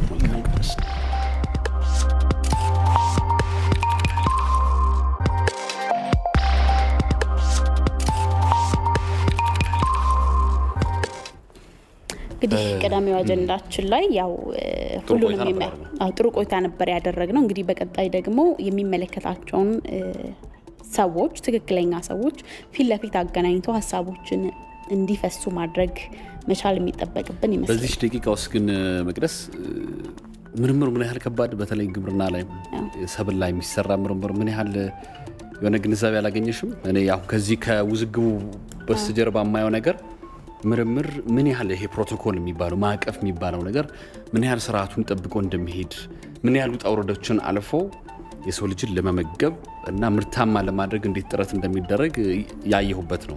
በሌላ በኩል ደግሞ ግልጽ የሆኑ አሰራሮች አለመቀመጣቸው፣ ለምሳሌ ለሎሬት በሚኒስትሪ ኦፍ ቴክኖሎጂና ኢኖቬሽን ሚኒስቴር እውቅና ተሰጥቷቸዋል። በሌላ በኩል ግብርና ሚኒስቴርና የግብርና ምርምር ኢንስቲትዩት ከዚህ ፈጠራ ጋር በተያያዘ የተጠየቀው ነገር የለም። ስለዚህ እውቅና አግኝተው እኒህ ግለሰብ ሰርቲፊኬት ይዘው አሁን ሰርቲፊኬት ይዣለሁ ብለው ወደሚመለከተው አካል ሲሄዱ አይኛ እኮ እዚህ ሂደት ውስጥ አልነበርንም ወይም አናውቀውም የሚሉ ነገሮች አሉ። ለማንኛውም ሎሬቱን ሀሳብ ቀደም ሲል በነበረን ቃለ መጠይቅ ሌላውን ሀሳብ ደግሞ እዚህ ኢንተርቪው አድርገናል። በሌላ በኩል ምን አይነት ሀሳቦች አሉ እኛ ያላወቅናቸው ያልሰማናቸው ሊስተካከሉ የሚገቡ ጉዳዮች ምንድናቸው የሚለውን በሌላ ፕሮግራም የምናየው ይሆናል። ወደ ሁለተኛው ርዕሰ ጉዳያችን ነው የምንሻገረው። እንግዲህ የኮሮና ቫይረስ ጉዳይ ዛሬም ዓለምን በተመሳሳይ ጉዳይ እያስጨነቀ ያለ አንድ ሀሳብ ነው። ናው እንግዲህ ምናልባት የ24 ሰዓት አዳዲስ መረጃዎችን ውስጥ ባጭሩ ነው ወደ ቀጣይ ጉዳይ እንለፍ። ከአፍሪካ ጀምሪ። መልካም እንግዲህ እንደ አጠቃላይ አሁን ላይ ወደ 4.8 ያክል ሰዎች ወደ 4.8 ሚሊዮን ያክል ሰዎች በኮሮና ቫይረስ ምክንያት በዓለም ዙሪያ ተይዘዋል። ከነዚህ መካከል 316,000 ሰዎች ህይወታቸውን አጥተዋል። 1.8 ሚሊዮን ደግሞ ማገገማቸውን ሰምተዋል። ከዚህ ቁጥር መካከል ደግሞ ከፍተኛ ቁጥር የተመዘገበባቸው ሀገራት አሉ። አዎ እንግዲህ ዓለም ላይ ስንመጣ አጠቃላይ በ24 ሰዓት ውስጥ 4,802,000 በላይ የሚሆኑ ደርሷል። አጠቃላይ በኮሮና ቫይረስ የተጠቁ ሰዎች ቁጥር አዲስ ኬዝ በ24 ሰዓት ውስጥ 82257 ሆኗል። 82257 በ24 ሰዓት ውስጥ በዓለም ላይ ተይዟል ማለት ነው። በሞት ደረጃ ስንመለከት እንግዲህ 316000 ደርሷል። 3618 በ24 ሰዓት ውስጥ ሪከቨሪ ያደረጉት ደግሞ 1,858,000 በላይ ናቸው። እንግዲህ አሜሪካ እንመልከት። ከዓለም ሀገራት አንድ አራቱን ውሰድ። አሜሪካ ላይ 1,527,000 በ24 ሰዓት አጠቃላይ ያሉትን ማለት ነው ስንመለከት 1,527,000 በላይ ሰዎች ተይዘዋል። እስካሁን 90978 ሰዎች ሞተዋል በአሜሪካ። ሩሲያ 281752 ሰው ተይዞባታል። በአጠቃላይ እስካሁን ሟች 2631 ነው። ስፔን 277719 ሰው ኮሮና ቫይረስ ተገኝቶባቸዋል። 27650 ዜጎቿንም በሞት አጥታለች። ብሪታንያ ወይም እንግሊዝ 243695 ሰው ነው የተያዘው። 34636 ሰው ደግሞ ሞቷል። የኢትዮጵያን ስንመለከት ከዚሁ ጋር ደምረን አዲስ እንግዲህ ትናንት በ24 ሰዓት ውስጥ በተደረገ ምርመራ ማለት ነው ከ4000 በላይ በተደረጉ ሰዎች ምርመራ ውስጥ 11 ሰዎች ተይዘዋል። እስካሁን የሞተ ሰው 5 ነው። እንደሚታወቀው ያገገሙ ሰዎች 113 ደርሰዋል። ቶታል አጠቃላይ እንግዲህ ወደ 317 ሰው በኢትዮጵያ በአጠቃላይ 317 ሰው የኮሮና ቫይረስ ተገኝቶ በሕክምና ላይ ይገኛሉ ማለት ነው። አጠቃላይ 57258 የሚሆን ምርመራ ወይም የኮሮና ቫይረስ ምርመራ ተካሂዷል ማለት ነው። ወደ ቀጣዩ ዜና እንለፋ። ወደ ቀጣዩ መረጃ ስናልፍ ያው ሌላው አፍሪካ ውስጥ የምንመለከተው አንድ ጉዳይ ጎረቤት ሀገር ኤርትራ 39 ሰዎች ናቸው በኮሮና ቫይረስ እንደተያዙ መረጃዎች የሚያሳዩት። አዲሱ ነገር 39ም ሰዎች ኤርትራ ላይ ማገገማቸውን ከወርልድ ኦሜትርስ የተመለከተው መረጃ ያሳያል ማለት ነው። ወደ ሁለተኛው ርዕሰ ጉዳያችን ስንሻገር ከኮሮና ቫይረስ መከሰት ጋር ተያይዞ በተለያዩ አጋጣሚዎች የተለያዩ አይነት የፈጠራ ስራዎች ሲሰሩ ተስተውለናል። እነዚህ የፈጠራ ስራዎች ኢትዮጵያ ውስጥ ብቻ አይደለም፣ በመላው ዓለም ይህንን በሽታ ለመከላከል ለመቆጣጠር የሰዎችን ጤና ለመጠበቅ የታመሙ ሰዎችን ደግሞ እንዲሻላቸው በማድረግ ሂደት ውስጥ የሕክምና ሂደቱን ያቀላሉ የተባሉ የቴክኖሎጂ ፈጠራዎች ናቸው። ከዚህ ጋር ተያይዞ አንድ ፈጠራ ተሰርቷል። የአጋዥ የመተንፈሻ መሳሪያ ወይንም ቬንቲሌተር። እንግዲህ ከቫይረሱ ስርጭት ጋር ተያይዞ በጽኑ ህሙማን ክፍል በርካታ ታማሚ ከመጣ የመተንፈሻ መሳሪያ እጥረት ሊከሰት እንደሚችል በተደጋጋሚ ሲገለጽ ቆይቷል። ይህን ሀገራዊ ችግር ለመቅረፍ እንግዲህ እየሰሩ ካሉ ተቋማት መካከል ያስካይ የተሰኘው ሀገር በቀል ኩባንያ ነው። እንግዲህ ኩባንያው ለዚህ ቫይረስ ምላሽ በመስጠት በአንድ ወር ጊዜ ውስጥ የመተንፈሻ መሳሪያ ወይም ሜካኒካል ቬንቲሌተር ሰርቷል ማለት ነው። ተመስገን ሽፈራው ነው ዘገባውን የሰራው። እንከታተለው። የኮሮና ቫይረስ ኢትዮጵያ መግባቱን ተከትሎም የቫይረሱን ስርጭት ለመቆጣጠርና በዚህ ቫይረስ ምክንያት የሚደርሰውን ጉዳት ለመቀነስ እንዲቻል ሁሉም የራሱን አስተዋጽኦ እንዲያበረክት በተለይም በፈጠራና ቴክኖሎጂ ዘርፍ የተሰማሩ ለሀገራቸው የበኩላቸውን እንዲወጡ ጥሪ መቅረቡ ይታወሳል። በዚህም ጥሪ መሰረት በርካቶች ችግሩን ሊፈታ ይችላል ብለው ያሰቡትን ስራ እየተገበሩ ይገኛሉ። የአስካይ ኤንድ ፋሚሊ የተሰኘ ላለፉት 20 ዓመታት በሳይንስና ቴክኖሎጂ ላይ የተሰማራ ተቋም ቫይረሱ የሚያሳርፈውን ጉዳት በተለይም በጽኑ ህሙማን ክፍል ያለውን ችግር መቅረፍ የሚችል የመተንፈሻ መርጃ መሳሪያ ወይንም ቬንቲሌተር ሰርቷል። ይሄ ፕሮጀክት ሁለት ዓላማ አለው። ዋነኛውና አንደኛው ዓላማ አሁን ላለው ችግር የህብረተሰቡን ህይወት ማትረፍ ላይ ነው።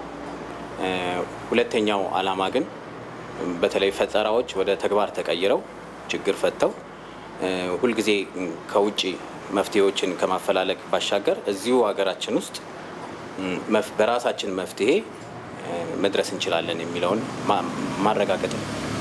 የተሰራው ያተነፋፈስ ማገዣ መሳሪያ ዓለም አቀፍ አሰራሩን የተከተለ ገበያ ላይ ካለው ዋጋ አንጻር በሀገር ውስጥ በቀላሉ ሊሰራ የሚችል ነገር ግን ገበያ ላይ ያለው ማሽን የሚሰጠውን ግልጋሎት መስጠት የሚችል መሆኑንም መሳሪያውን ያመረተው የያስካይ የምርምር ባለሙያዎች ይናገራሉ።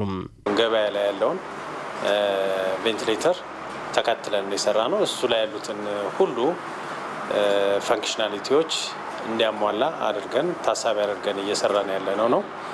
ከሱም ኮሜርሻል ላይ ካለው ቬንቲሌተርም ለየት የሚያደርገው ነገር ይኖራል ብለን ነው የምናስበው። እሱ ምንድነው? አሁን ካለብን ችግር አንጻር ህመምተኞች በብዛት ሊመጡ ይችላሉ ብለን ስላሰብን ኮስት የመቀነስና አንድ ሐኪም ብዙ ህመምተኞችን በጋራ የሚያይበትን ሁኔታ አመቻችተን የሰራ ነው። ያ ማለት ምንድነው? እያንዳንዱ ህመምተኛ ጋር አየር ሲስተሙን የሚቆጣጠር ዩኒት ቢኖርም የህመምተኛው ውጤትና ህመምተኛው ጋር የሚያስፈልጉትን ነገሮች ለመቀያየር የሚረዳው ሞኒተር ግን አንድ ሴንትራል ክፍል ውስጥ ሆኖ ከአንድ በላይ የሆኑ ህመምተኞችን በጋራ የሚከታተልበት ሲስተምን ታሳቢ አድርገን የሰራ ነው። መሳሪያውን በስፋት ለማምረት ከውጭ የሚገቡ እቃዎችን ከሀገር ውስጥ እውቀት ጋር ደምሮ መስራትና ዓለም አቀፍ ደረጃውን ያሟላ መሳሪያ ማድረግ እንደሚቻልም ይናገራሉ። የተወሰኑ እቃዎች ከውጭ የምናመጣቸው አሉ፣ ስታንዳርዳቸው ከፍ ያለ። ያ ሲባል ግን ምናልባት ከውጭ ይመጣል ሲባል ሰው አይምሮ ውስጥ ከውጭ ከመጣ ታዲያ እንዴት ተወዳዳሪ ይሆናል ዋጋው የሚል ጥያቄ ሊፈጠር ይችላል። እኛ ይህን በምንድነው ታክል ያደረግነው? የቬንቲሌተርን ዋጋና በእቃ ደረጃ ያለውን ቬንቲሌተር ውስጥ ያሉትን እቃዎች ዋጋ ብንደምር እጅጉን ከቬንቲሌተር ዋጋ አንጻር በጣም ሰፊ ልዩነት አለው። ስለዚህ ያ ልዩነት የመጣው እውቀቱ ነው ማለት ነው።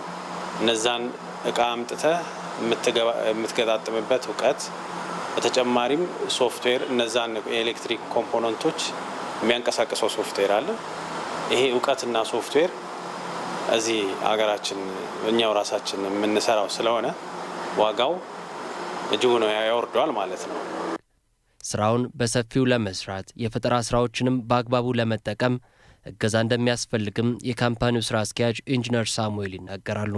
ብዙ እንደዚህ ፈጠራ ላይ እየሰሩ ያሉ ተቋማትም ሆነ ግለሰቦች እንዳሉ እናውቃለን።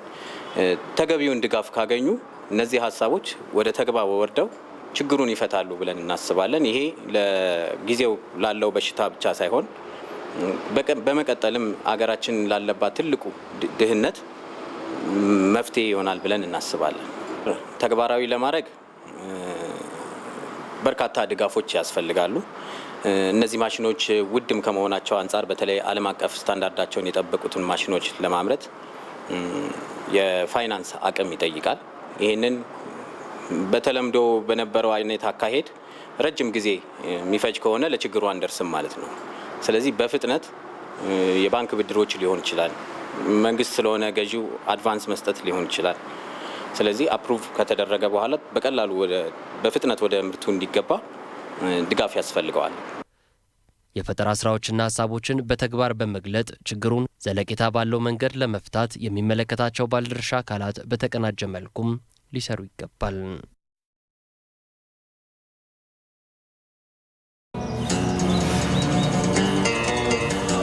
ቀኑን በዚክር አሊፍ ብለው ሲጀምሩ በእያንዳንዱ እርምጃው ህልሙን እያሰላሰሉ ሲጓዙ በቤቶ ውስጥ መታዘዝን፣ መተጋገዝን፣ በውጭ ደግሞ የሰው ሀቅ የሰው መሆኑን ያስተምራሉ።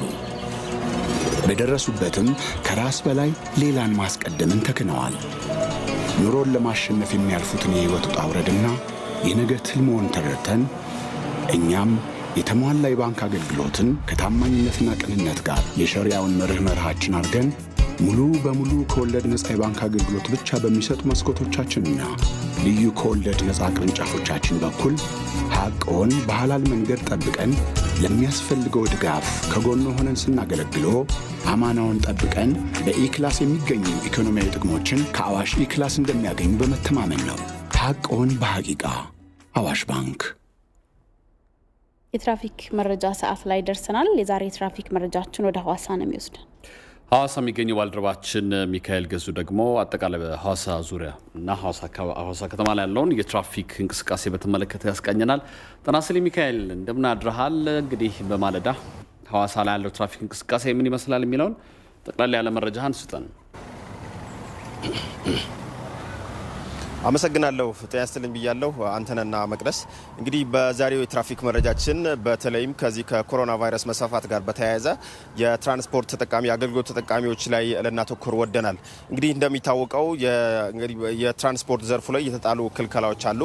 ከዚህ አንጻር በተለይ ብዙ ጊዜ ትኩረት የማይሰጣቸው እነዚህ የፈረስ ጋሪ ትራንስፖርቶችን ማንሳት እንችላለንና በአዋጁም እንደዚሁም ደግሞ ይህንን ክልከላ ለማስተግበር የሚንቀሳቀሱ አካላት ሌሎችም ቅስቀሳ የሚያደርጉና ትምህርት የሚሰጡ አካላትም ጭምር ይሄኛው የትራንስፖርት ወይም ደግሞ የፈረስ ጋሪ ትራንስፖርት ላይ ብዙ ትኩረት ሲሰጡ አናስተውልም። በእርግጥ አንዳንድ ከተሞችና አንዳንድ አካባቢዎች ላይ ከራሳቸው ተጨባጭ ሁኔታ አንጻር ለአሰራር በሚያመቻቸው መልኩ ሕግ አውጥተው ወይም ደግሞ ይህን ለመከላከል የሚያስችሉ ተግባራዎች ሊኖሩ እንደሚችሉ በማሰብ ማለት ነው።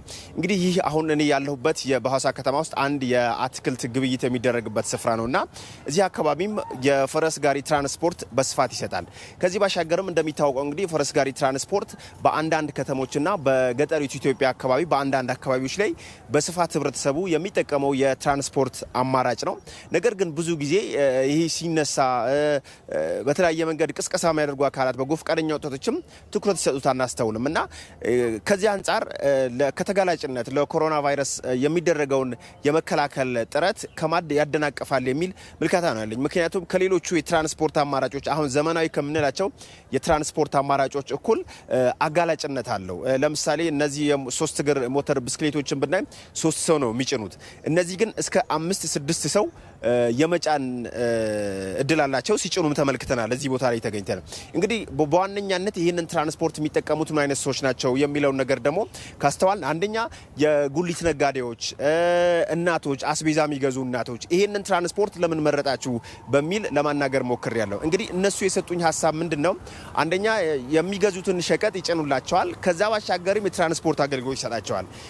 አሁን ለምሳሌ እኔ ካለሁበት ከዚህ የአትክልት ግብይት ስፍራ የተለያዩ አትክልትን ገዝተው ደግሞ በሌሎች አካባቢዎች ወስደው በመቸርቸር ትርፍ ለማግኘት የሚንቀሳቀሱ ሴቶች፣ ወንዶችም ጭምር ይህንን ሸቀጥ ይህንን የሚገዙትን አትክልት ከጫኑ በኋላ ለነሱም ትራንስፖርት ስለሚሰጥ በዋጋ ደረጃ ደግሞ ከሌሎቹ የትራንስፖርት አማራጮች ዋጋው ዝቅተኛ በመሆኑ ይህንን ትራንስፖርት ይጠቀሙታል።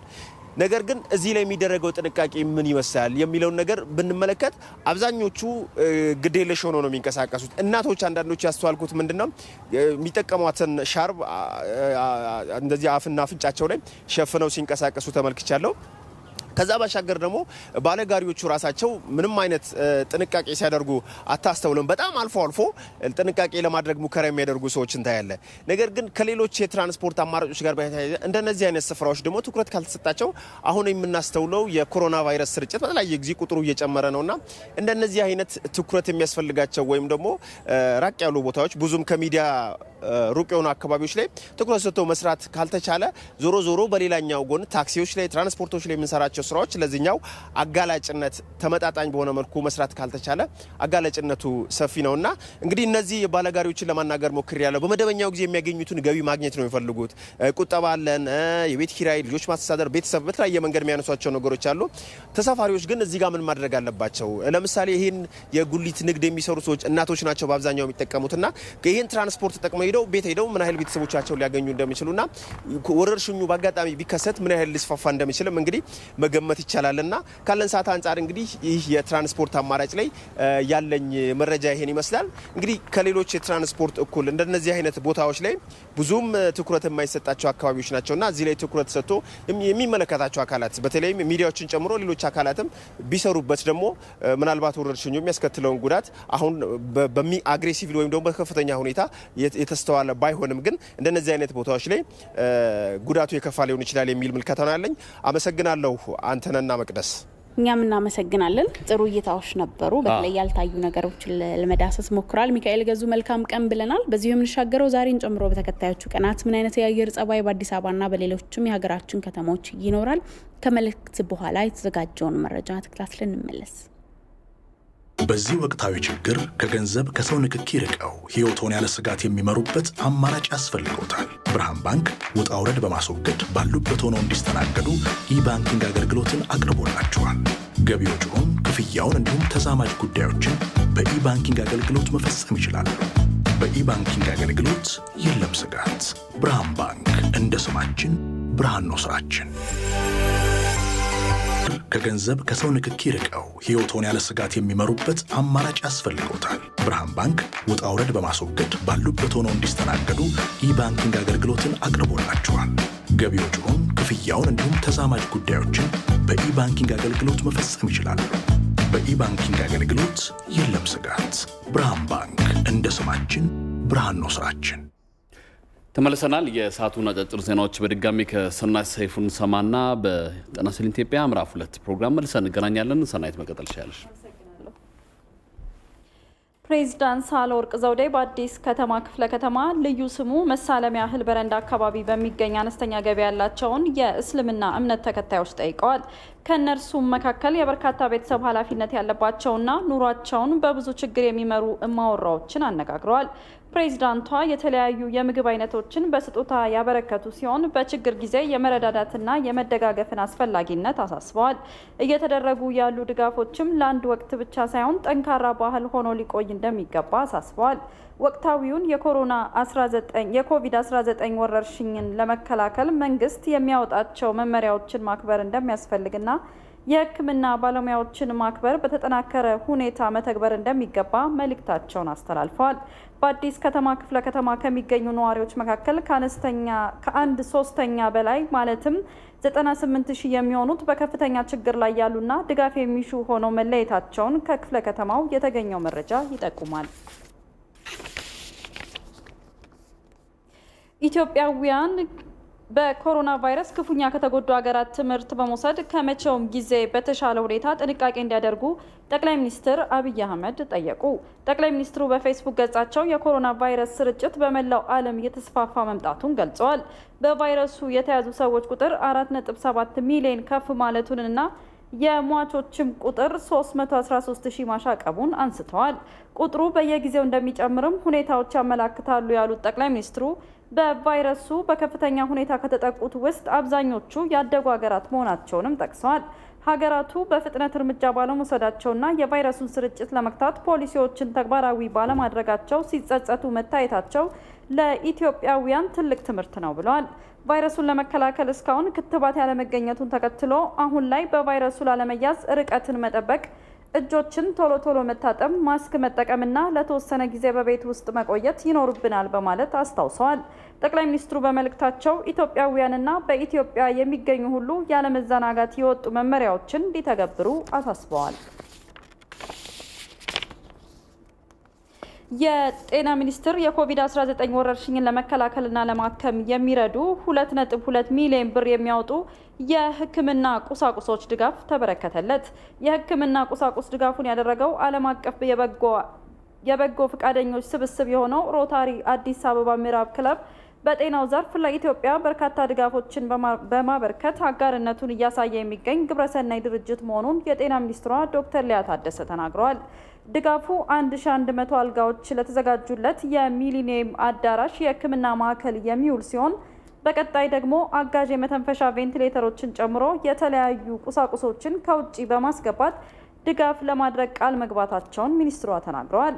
የኮሮና ቫይረስን ለመቆጣጠርና ለመከላከል በሚደረገው ጥረት ከተለያዩ አካላት በርካታ ድጋፎች እየተደረጉ መሆኑን የገለጹት ሚኒስትሯ በቀጣይም ሁሉንም ድጋፍ በማጠናከር በዜጎች ላይ ሊደርስ የሚችለውን ኢኮኖሚያዊና ማህበራዊ ቀውስ ለመፍታት እንዲረባረብ ጥሪ አቅርበዋል። እንደ ሪፖርተራችን አለሚልፉ ዘገባ የጤና ሚኒስትሯ ዶክተር ሊያ ታደሰ በሚሊኒየም አዳራሽ የኮሮና ቫይረስ ለይቶ ማከሚያ ማዕከል እየተደረገ ያለውን ዝግጅትም ተመልክተዋል። ቱርክ የኮሮና ቫይረስ ስርጭትን እየተቆጣጠረች መሆኗን አስታወቀች። ቫይረሱ በሀገሪቱ ከ140 ሺህ በላይ ሰዎችን ያጠቃ ሲሆን 4,000 ያህል የሚሆኑትን ገድሏል። የቱርክ የጤና ሚኒስትር ፋይሬቲን ኮካ አሁን ላይ ተስፋ የሚሰጥ ነገር መኖሩን ነው ያስታወቁት። በቱርክ በየቀኑ ለ50 ሺህ ያህል ሰዎች የኮቪድ-19 ምርመራ እየተካሄደ መሆኑንም የጤና ሚኒስትሩ ገልጸዋል። የፖለቲካ ተንታኙ ፋይሬስ ሬድቫኖግሉ ለመጣው ለውጥ የተጣለው የእንቅስቃሴ ገደብ አስተዋጽኦ እንዳለው ተናግረዋል።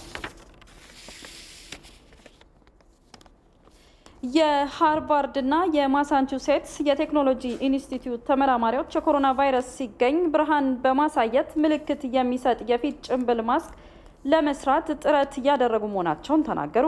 ሊሰራ የታሰበው የፊት ጭንብሉ የኮሮና ቫይረስ ያለበት ሰው ሲተነፍስ፣ ሲያስል ወይም ሲያስነጥስ የብርሃን ምልክትን የማሳየት አቅም ይኖረዋል ነው የተባለው። በማሳቹሴትስ የቴክኖሎጂ ኢንስቲትዩት ባዮ ኢንጂነር በሆኑት ጂም ኮሊን የተመራው የምርምር ቡድን ኮሮና ቫይረስን ለመከላከል ያግዛል የተባለውን ጭንብል ለመስራት ጥረት እየተደረገ ነው ያለው። ቀደም ሲል ኢቦላና ዚካ ቫይረሶችን ለመለየት የተሰሩ ቴክኖሎጂዎችን መሰረት በማድረግ እንደሆነም ተናግሯል። የምርምር ቡድኑ ሙከራ የሚሳካ ከሆነ ቴክኖሎጂው የኮሮና ቫይረስን ለመመርመር ፈጣን አማራጭ ሊሆን ይችላል ተብሏል። ቴክኖሎጂው ገና በጅምር ላይ የሚገኝ ቢሆንም እስካሁን የታዩት ውጤቶች ግን ተስፋ ሰጪ ናቸው ተብሏል። ፕሮጀክቱ ውጤታማ ከሆነ ቡድኑ በቅርብ ጊዜ ውስጥ የፊት ጭንብሎቹን አምርቶ ለሕዝብ ለማሰራጨት ተስፋ አድርጓል። ዘገባው የዘ ኢቭኒንግ ስታንዳርድ ነው።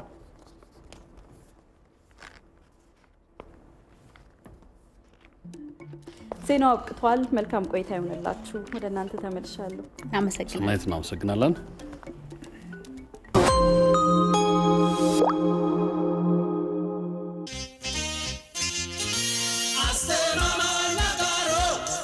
የሀገራችን ህዝቦች የኮሮና ቫይረስ በዓለም አቀፍ ደረጃ ስጋት ሆኖ ከታወቀበት ጊዜ ጀምሮ የተለያዩ መልእክቶች የተላለፉ ነበር። እንደዚሁም ወደ ሀገራችን ከገባበት ጊዜ ጀምሮ ደግሞ በሽታውን ለመከላከል የተለያዩ መልእክቶች እየተላለፉ ይገኛሉ። መንግስት አገር አቀፍ የሆነ ጥሪ አቅርቧል። ለዚሁ የእኛም ድርጅት የብር 10 ሚሊዮን ድጋፍ አድርጓል። በተለይ ደግሞ ለህብረተሰቡ ማስተላለፍ የምፈልገው መልእክት ወደ ተሽከርካሪ በምትገቡበት ወቅት ወደ ማንኛውም ህንፃ ስትገቡ እጆቻችሁን ታጥባችሁ እንድትገቡ፣ ተገቢ ርቀታችሁን ጠብቃችሁ ጉዳያችሁን እንድታከናውኑ፣ በአጠቃላይ በርካታ መልእክቶች ከተለያዩ አቅጣጫዎች እየመጡ ስለሆነ ህዝቡ በአግባቡ መረጃውን አጠናክሮ በማዕከል እያስተላለፈ ያለውን የጤና ሚኒስቴርና የደብሊውኤችኦን መረጃ እንዲከታተል አደራ ማለት እፈልጋለሁ። አመሰግናለሁ። የኢትዮጵያ መድን ድርጅት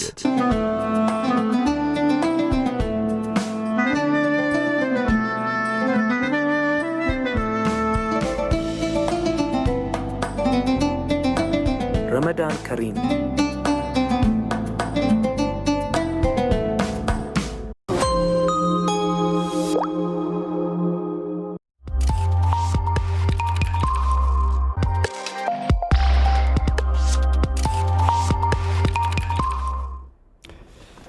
ተመልሰናል። አሁን ደግሞ ሰዓቱ የቢዝነስ ጉዳዮችን የምንሰማበት ነው። ሞላ ለማየው ዘገባዎችን ይዞ እዚህ ይገኛል። ሞላ እንዴት ነህ? ሰላም ናችሁ? ጤና ይስጥልኝ። ላላ ይመስገን። ጉዳዮችን ይዛል። ከሀገር ውስጥ እንግዲህ የኮሮና ቫይረስና የሆቴል ኢንዱስትሪውን ተጽዕኖ እንመለከታለን። እንዲሁም የቡና ወጪ ንግድ ደግሞ ከኮሮና ቫይረስ ባሻገር ማለት ነው እየተሻሻለ መምጣቱን ባለፈው ዘገባችን ተመልክተናል። ለዚህ መሻሻል ያሉት አስተዋጽኦች ምንድን ናቸው? ምን ተደርጎ ነው የሚለውን እንመለከታለን። ከውጭ ደግሞ የብራዚል አርሶ አደሮች አትክልትና ፍራፍሬ ምርታቸው ከኮሮና ቫይረስ ጋር ተጽዕኖ ጋር እያደረሰበት ያለውንና ወደ ተባበሩት አረብ ኤሚሬትስ መጠን ደግሞ ኢንተርፕራይዞቹ እንዲሁ ከኮሮና ቫይረስ ጋር ተያይዞ እየደረሰባቸው ያሉትን ተጽዕኖ እንመለከታለን።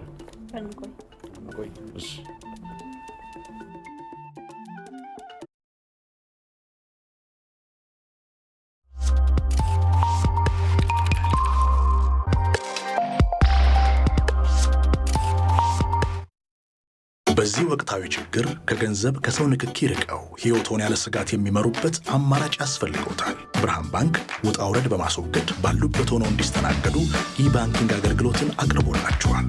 ገቢ ወጪውን፣ ክፍያውን እንዲሁም ተዛማጅ ጉዳዮችን በኢባንኪንግ አገልግሎት መፈጸም ይችላሉ። በኢባንኪንግ አገልግሎት የለም ስጋት።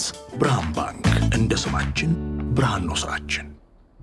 ብርሃን ባንክን እናመሰግናለን። ቀደም ሲል ካስተዋወቃቸው ጉዳዮች የሀገር ውስጥ በኮሮና ቫይረስ ተጽዕኖ ምክንያት ተጽዕኖ ውስጥ ከገቡ የኢኮኖሚ ዘርፎች አንዱ የሆቴል ኢንዱስትሪው ነው። እንግዲህ ከሰዎች መንቀሳቀስ መገደብ ጋር ተያይዞ በተለይም ደግሞ በሆቴል ኢንዱስትሪዎች ምግብና መጠጥ እንግዲህ ሆቴሎች በዋናነት የሚሰጡት ከፍተኛውን ድርሻ 70% የሚሆነውን ድርሻ የሚሰጡት የምግብና መጠጥ አቅርቦት ነው።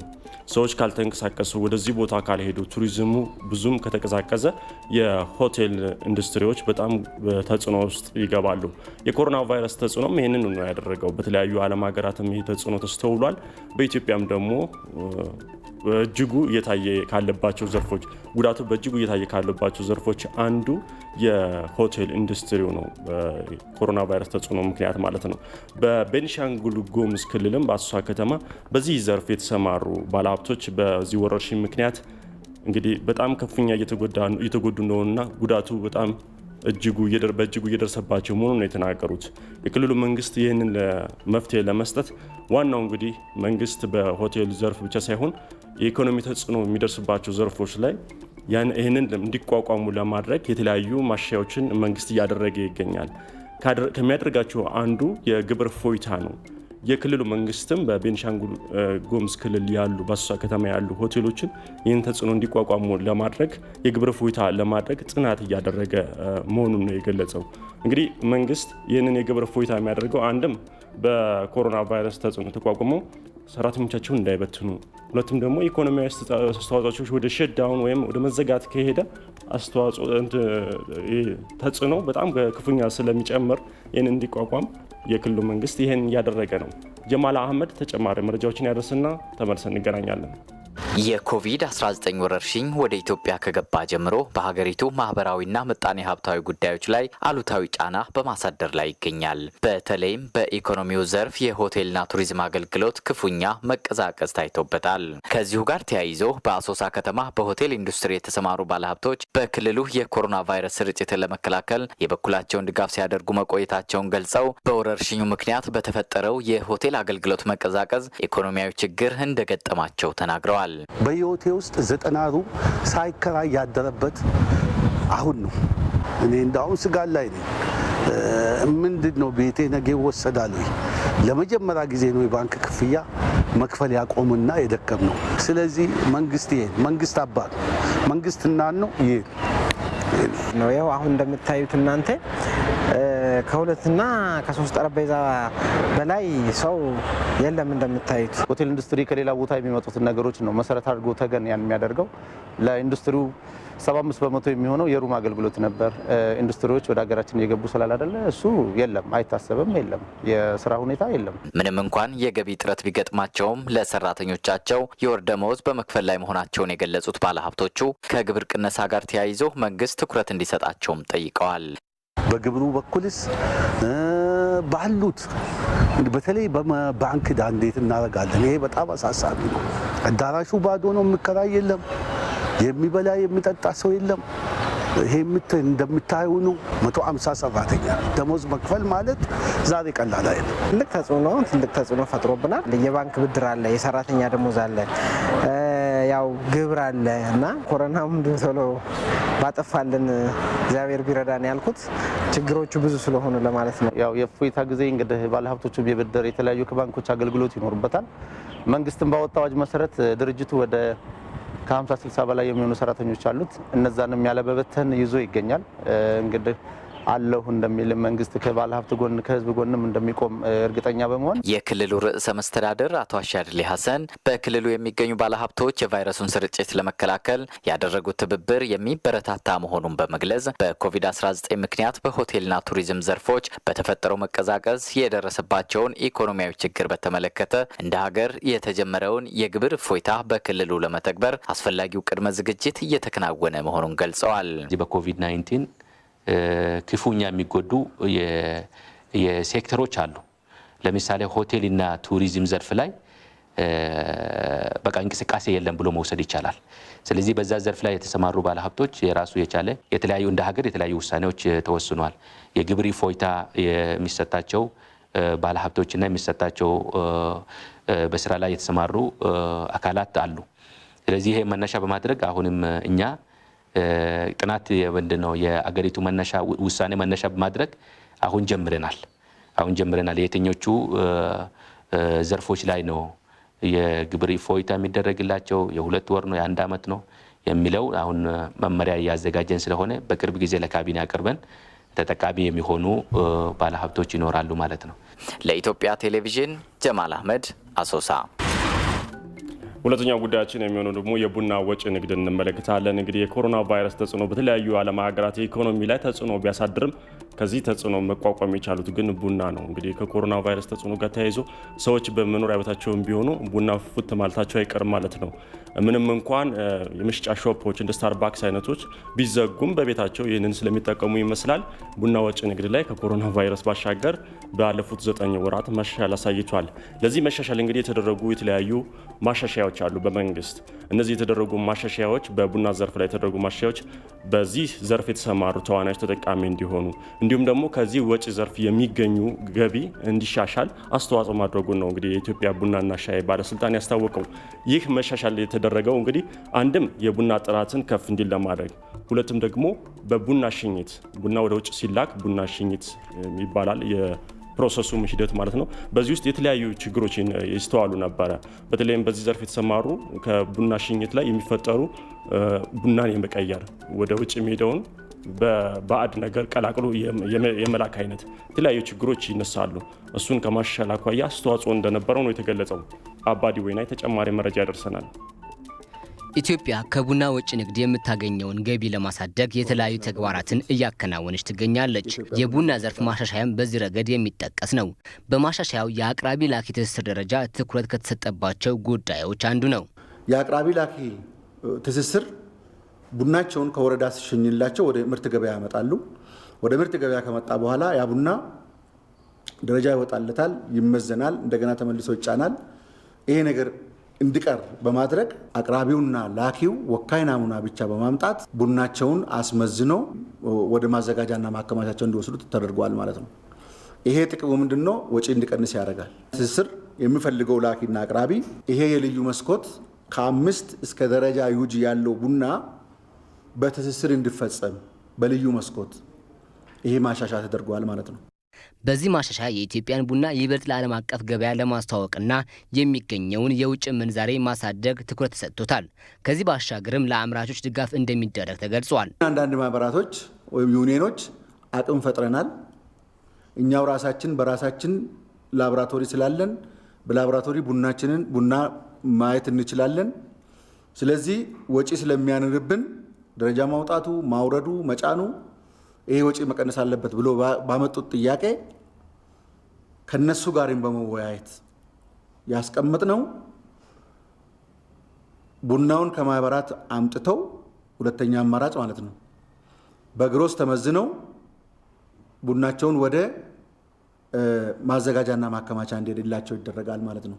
ምርት ገበያ አስመዝግበው በማሻሻያው የዘርፉ ተዋናዮች የሚያነሱትን ቅሬታዎች አፈታት ላይና የቡና ሽኝት ትኩረት ተሰጥቶታል።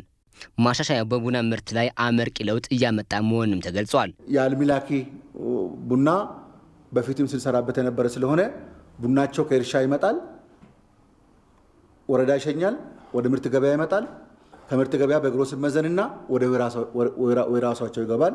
ስለዚህ ይሄ ወጪ የማያንርም ነው። መኪና ላይ ግብይት ናሙና ይወጣል፣ ደረጃ ይሰጣል፣ የተጣራ ክብደት ተመዝኖ ቡናቸው ይሸኛል። ይሄ እንደሌላ በግሮስ አይመዘንም። ስለዚህ እነዚህ ሽኝት አሰራሮችም አብረው ወጥተው ተግባራዊ የሆኑ ነው። የኢትዮጵያ ምርት ገበያም በዘርፉ ያሉ ችግሮችን ለመፍታት የተለያዩ ማሻሻያዎችን ማከናወኑን አስታውቋል። ከማሻሻያዎቹ ደግሞ በግብይት ሂደት ግልጽነትን ለመፍጠር የተሰራው ስራ አንዱ ነው። ተገልጋዩ ማየት የሚችልበትና ለወደፊት ናሙናው ሲወሰድ አንድ ቦታ ላይ ሆኖ በዲስፕሌይ ማየት የሚችልበትን አሰራር ተግባራዊ ለማድረግ የተጀመሩትን የሶስቱን ቅርንጫፍ ስራዎች የበለጠ አጉልቶ የመሄድ ሂደት ላይ ነው ያለው። የቡና ምርት ወጪ ንግድ የኮንትራት አስተዳደር መመሪያ ተግባራዊ ከተደረገ ወዲህ የምርት ወጪ ንግድ ገቢ አፈጻጸም ከእቅዱ በላይ መሆኑን ተገልጿል። ወደ ውጭ ቢዝነስ ጉዳዮች ደግሞ ስናመራ ብራዚል ነው የምናገኘው። በብራዚል እንግዲህ ከኮሮና ቫይረስ ተጽዕኖ ከቡና ቀደም ሲል አብዛኞቹ ዘገባዎቻችን አሁን እንግዲህ ሰሞኑን ትኩረት የሚያደርጉት የኮሮና ቫይረስና የኢኮኖሚ ተጽዕኖቸው ነው። በብራዚልም ከኮሮና ቫይረስ ኮቪድ-19 ተጽዕኖ ጋር በተያያዘ እገዳው አለ። የመንቀሳቀስ እገዳው በብራዚል አርሶ አደሮች ከዚህ እገዳ ጋር ያለመንቀሳቀስ የተጣለው ገደብ ጋር ተያይዞ አትክልትና ፍራፍሬ ምርቶቻቸው ገበያ እንዳሳጣቸው ነው እየገለጹ ያሉት። እንግዲህ በተለያዩ ዓለም ሀገራትም ይሄ ነገር እየተስተዋለ ነው። ድንገት ደግሞ ወረርሽኙ ድንገት ከመከሰቱ ጋር ተያይዞ ማለት ነው ያመረቱት ምርትን ወደ ተጠቃሚዎች ሳይደርስ ነው ይሄ ወረርሽኝ በድንገት የመጣውና የብራዚል አርሶ አደሮች ተጽዕኖ እያረፈባቸው መሆኑ ነው የተገለጸው። አርሶ አደሮች እንግዲህ ያመረቱት ምርት ከፍተኛ ጉዳትና ብክነት እየተዳረገ በመሆኑ እንደ ሶሉሽን ወይም እንደ መፍትሄ የወሰዱት ምንድነው በድረገጽ ተጠቃሚዎችን ማፈላለግ ነው። በድረገጽ እንግዲህ አሁን ላይ ከፍተኛ የሆነ የግብይት ቁልፍ መሳሪያ እየሆነ የመጣው በድረገጽ ነው። ምክንያቱም ሰዎች በቤታቸው ሆኖ በድረገጽ አማካኝነት ምርቱን ማድረስ ይቻላል።